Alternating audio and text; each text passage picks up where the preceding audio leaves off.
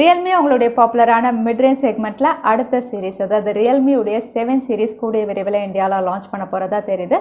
இந்த வாட்டியும் இது ஒரு சீரிஸ் ஆஃப் ஸ்மார்ட் போனா Realme வந்து ரெண்டு ஸ்மார்ட் போன் லான்ச் பண்ணலாம். Realme உடைய 7 Pro அதுக்கப்புறம் 7i.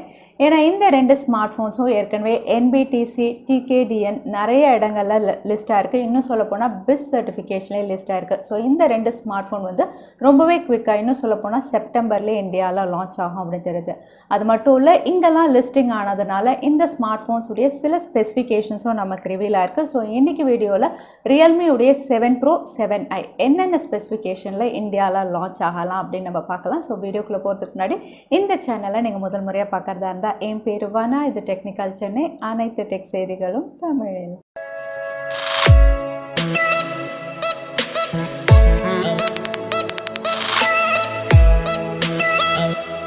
ஸோ Realme உடைய மிட்-ரேஞ்ச் செக்மெண்ட் அப்படின்னு சொன்னாவே இந்தியாவில் ரொம்பவே பாப்புலர். ஏன்னா பொதுவாக இவங்களுடைய மிட்-ரேஞ்ச் சீரீஸில் வந்து பெஸ்ட் ஸ்பெசிஃபிகேஷன் அதே சமயத்தில் ப்ரைஸிங்கும் பெஸ்ட்டாக தான் கொடுப்பாங்க.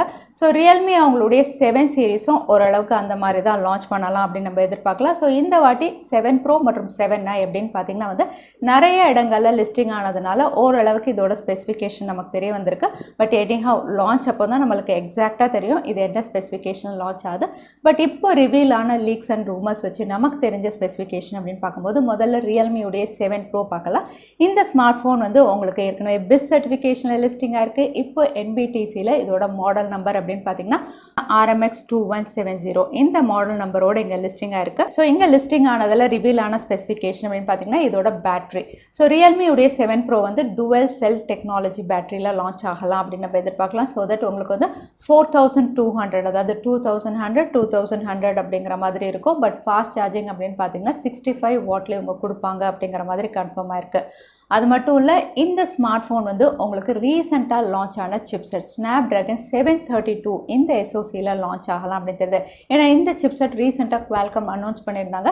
இந்த சிப்செட்டில் தான் Realme உடைய 7 Pro லான்ச் ஆகும் அப்படிங்கிற மாதிரி சொல்கிறாங்க. ஸோ அடுத்ததாக இந்த ஸ்மார்ட் ஃபோனுடைய அவுட்லுக் நிறைய இடங்களில் ரிவீல் ஆனதை வச்சு பார்க்கும்போது வந்து உங்களுக்கு Realme லோகோ வந்து கீழே கொடுக்குறாங்க. ஒரு ஸ்கொயர் மாடியூலில் வந்து கேமரா ஹவுசிங் பண்ணுறாங்க. இந்த ஸ்கொயர் மாடியூலில் உங்களுக்கு குவாட் கேமரா கொடுக்கலாம் அப்படின்னு தெரியுது.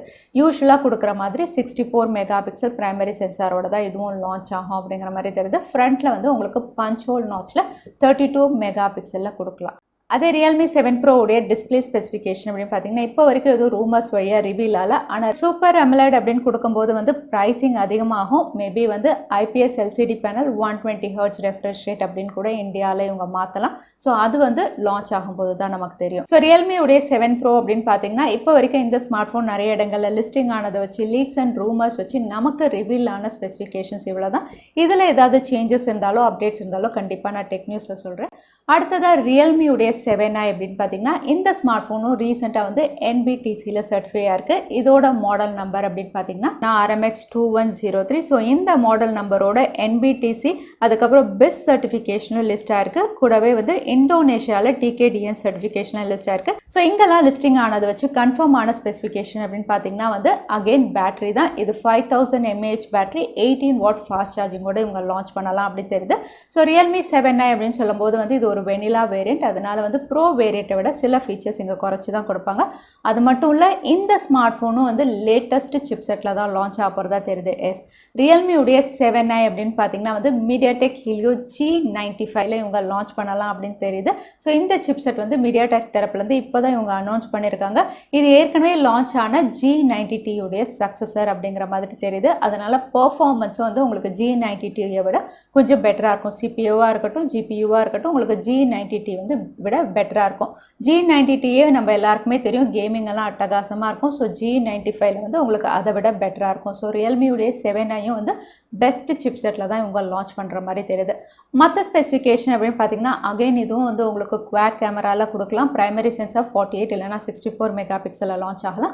ஃப்ரண்ட் கேமரா 16 மெகா பிக்சலில் இவங்க கொடுக்கலாம் அப்படின்னு தெரியுது. ஸோ Realme உடைய 7i பற்றின லீக்ஸ் அண்ட் ரூமர்ஸ் அண்ட் லிஸ்டிங்கில் தெரிஞ்ச ஸ்பெசிஃபிகேஷன் இவ்வளோ தான். ஸோ Realme உடைய 7 சீரிஸ் 7 Pro மற்றும் 7i இந்த ரெண்டு ஸ்மார்ட் ஃபோனுக்காக எத்தனை பேர் எக்ஸைட்டடாக இருக்கீங்க? இதோட ஸ்பெசிஃபிகேஷன் பற்றி நீங்கள் என்ன நினைக்கிறீங்க? இந்த ஸ்பெசிஃபிகேஷனோட லான்ச் ஆனால் பெட்டரா இல்லைனா இதை விட பெட்டராக இருக்கலாமா?